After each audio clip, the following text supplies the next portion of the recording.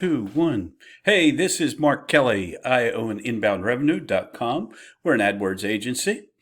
And I wanted to talk to you a little bit about one of the questions that comes up a lot for me, a question I'm asked a lot by both our white label agency clients and our direct clients.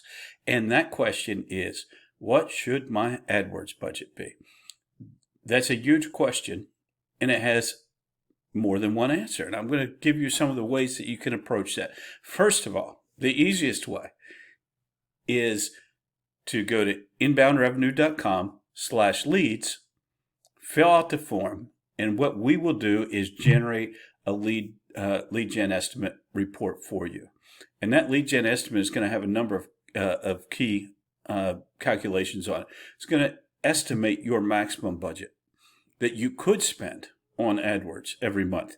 It's going to estimate your cost per click, your click-through rate, your conversion rate, but most importantly, the other numbers that you want to see is how many leads you can generate and what the cost for those leads would be. Now, it's an estimate, but it's better than just using a five-finger calculator to come up with a number. So that's at inboundrevenue.com/leads. Fill that form out. Within a business day or two, we'll get you back a lead gen estimate report for you or for a potential client.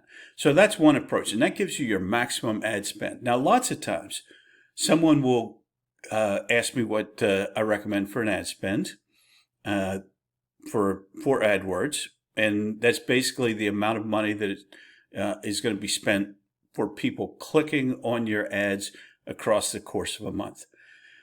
They'll ask that question, but they oftentimes have a number in their head already that they want to spend.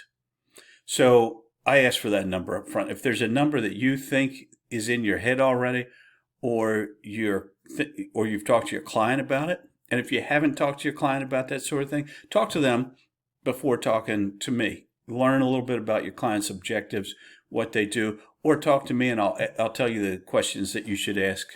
You should ask your clients, or get me on the phone with them, one way or the other. Talk to your clients before you talk to me so that you know something about their business, the size of their business, what their goals are, what their objectives are. You're still their agency if we're a white label client. If we're a direct client, we're working with you directly and you own the business, then yeah, absolutely. You don't know much about AdWords, more than likely. Give me a call, send me an email. You can always email me at mkelly@inboundrevenue.com, mkelly@inboundrevenue.com. So you can email me anytime, ask me any question you have about AdWords or lead generation, that sort of thing. But lots of times there's a dollar figure that you have in mind. If you're an attorney, a personal injury attorney, and you want to do AdWords, and you tell me you're thinking of a budget of $250, and I'm going to say we don't need to talk anymore. That's an insane budget. It's not going to do you any good because that's going to be 3 clicks. That's going to be, 100 people seeing your ads, 3 clicks on your ad, and then your budget's going to be spent, and you probably aren't going to get leads out of it. So it depends on what the cost per click is in your industry. It depends on a lot of things. But we can get you those numbers. But if you have a number in mind, share it. I'll tell you if it's reasonable. Another approach that I like to take when someone has no clue as to what their ad spend budget is, and we're just trying to figure out whether they're seriously interested in running AdWords or if they're just kicking tires, is I'll throw out a number. You tell me you're a plumber in El Paso, Texas, and you're thinking about running AdWords, and you're asking me what budget I should spend. I might throw out a number like $1,000 a month. If that horrifies you, then you're probably not a good candidate at this point for AdWords. You need to grow your business a little bit more before you come back and spend some money here on AdWords. But in that situation, we would take a phased approach, and that was we would get some reasonable budget up front for the first 2 to 3 months. Not up front, but we would set a reasonable budget, $1,500 a month or something like that.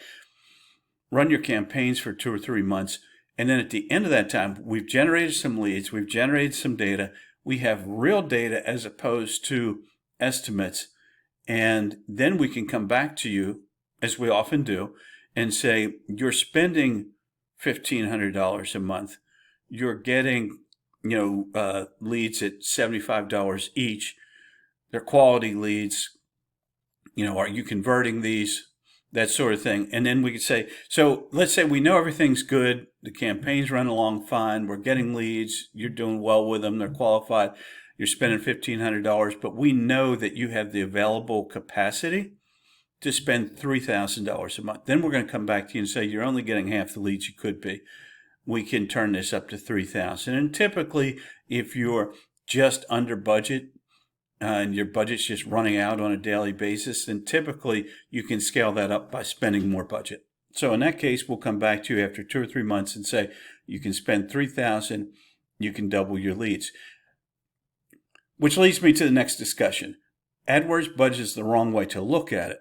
The way that you want to look at it is what cost per lead is justifiable for my business based on the transactional value of one transaction on average, or more importantly, the lifetime value of a client. If you are doing a single transaction with a client, you'll never do business with them again. It's a one-time thing. You're doing fire, restoration or something. They're probably not going to have another fire and need you again. So if it's a one-time thing, you have to know what the average sale for that revenue generated by one event is. However, if you're a commercial cleaner, then really what you should know is what the average lifetime value of a client is. So if the average lifetime value of a client for you is $7,500, and I can tell you we can get you $75 leads, roughly, then all of a sudden that seems like a no-brainer if you have a good sales process and all those other things. So in that case, the more important number to know is what cost per lead you're looking for. Is it reasonable? We'll have people come to us sometimes that we're advertising on Facebook, or they were going with one of the cheap lead generation companies that resells leads to 5 different companies, and you have to jump on the phone real fast and beat the other 4 people that are getting the exact same lead as you are. We're getting individual leads for you that have that no one else is getting, because they're coming through your campaign to your landing page right to you. So in that case, your leads are going to cost a little bit more, but they're going to be quality leads. So now you need to know, really you just need to know, can I convert those leads into sales? And if you have no capacity issues in terms of you're not overworked, you have people in place, equipment in place to take on, additional work, then in that case, the question isn't so much what should my budget be, is how many leads can you get me at this cost? Now, lots of times, though, people don't know crucial numbers. They don't know the average value of a client. They might not know the average transactional value of a single sale. They don't know what their conversion rates are because they're not tracking things in a CRM. So they don't know how many calls, emails, referrals, word of mouth that they get that then convert into a sale. So if you don't know, like if it takes you 3 leads to get 1 sale, and your leads are costing you $100 each on average, then it's going to cost you $300 to generate 1 sale. You have to know whether that makes sense.